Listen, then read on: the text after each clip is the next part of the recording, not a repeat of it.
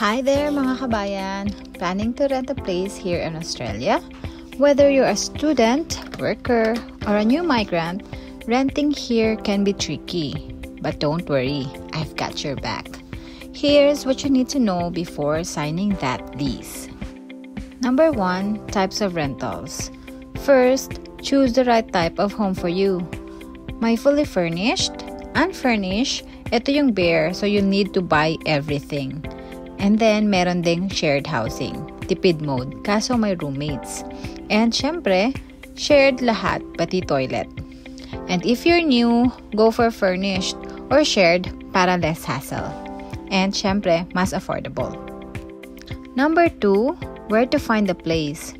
Saan ka nga ba maghahanap? So you can check online sa All Homes, Domain, or realestate.com.au. Meron din for shared housing, yung flatmates.com.au. Or join Filipino Facebook groups. Madaming Pinoy nag-aalok ng rooms. Pro tip, ask around sa mga kakilala mo dito. Baka may alam silang hidden gems. Number 3 is the application process.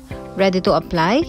You'll need your visa, payslips, bank statements, and references. Dapat complete to kasi competitive ang rental market dito. And remember, may bond na 4 weeks rent plus advance payment. But don't worry, protected yan ng government. Number 4 is hidden costs. Oo, may extra gastos pa. Utilities like kuryente at tubig, internet, and if unfurnished, bibili ka pa ng furniture. So budget wisely kabayan. And number 5, know your rights. Dito sa Australia, may karapatan ka. Dapat ayusin ng landlord ang sira at kailangan bigyan ka ng notice kapag tataas ang rent. Basahin ng mabuti ang contract para di ka ma-surprise. 6. Cultural tips. Australians value peace and cleanliness. So no loud karaoke at midnight ha? And always be on time sa inspections. Communication is key. If may problema, sabihin agad sa landlord. And lastly, number 7, watch out for scams.